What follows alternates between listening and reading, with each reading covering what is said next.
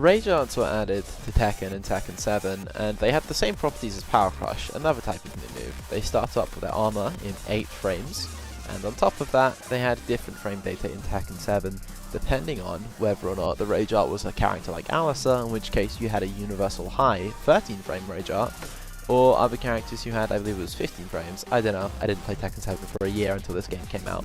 Either way, Tekken 8's Rage Arts work similar. The armor comes out in 8 frames, which is the standard for most Power Crushes as well, and on top of that, the Rage Arts are now universally 20 frames. So if Alisa does her +5 while on 2 into a jab, I'm going to hit Claudio out of his Rage Art, as you can see. Set it here to Action Frequency 1, which is set to Rage Art. So, if we take a look at another situation here, what happens if I do jab into jab, which usually in Tekken 7 would stuff Rage Art attempts for some reason, whether that was bad buffering. I don't know.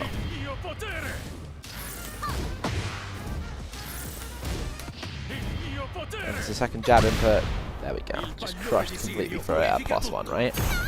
Because that creates, in that scenario, a 9 frame gap. So what if I did something quicker than that? Let's say I was more plus into something more plus. Let's go Wall Running 2. That's a Wall Running 2. Like that. I hit him out of his Rage Art.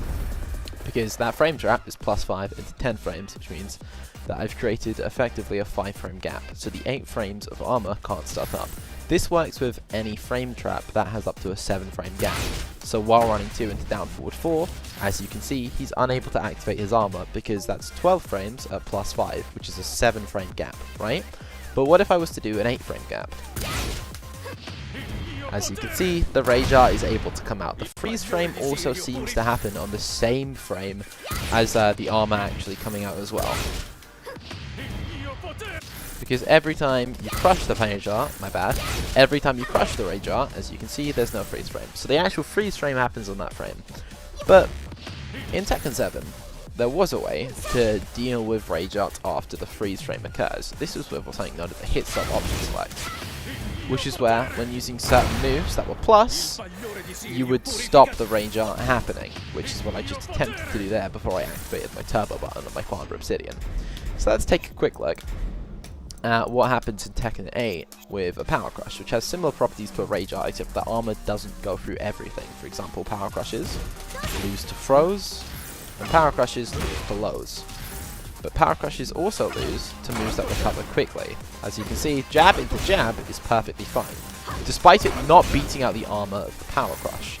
Of course, you can still beat out the armor of the Power Crush with something fast enough, I guess not that fast.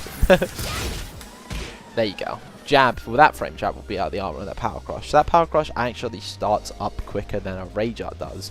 It's likely 6 frames, I'm going to assume, because Alice's Backbone +2 used to be 6 frames in Tekken 7 before it was nerfed. Either way, this means that in Tekken 8, the ability to use your hit stop to option select the Rage Art is completely removed. As you can see, I'm able to do it here. What's happening in this scenario is that because this move, Destructive Stance Forward 1, has a lot of active frames, which are shown by the attack starter frames at the bottom.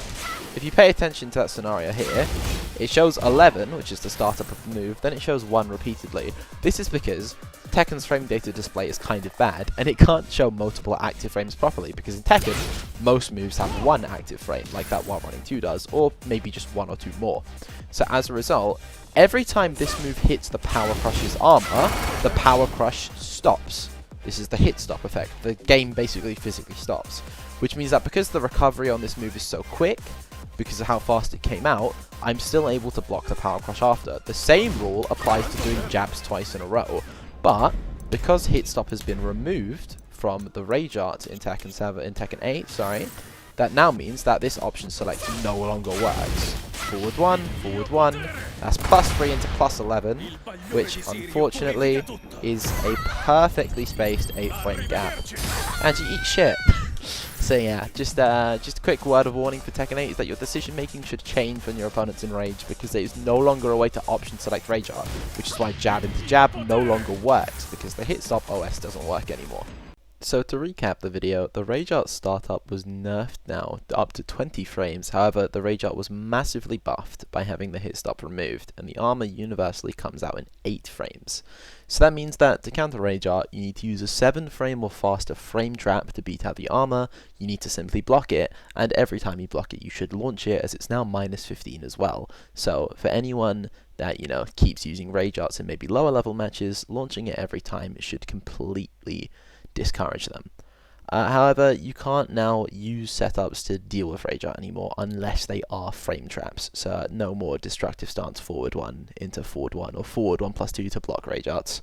You know, rest in peace.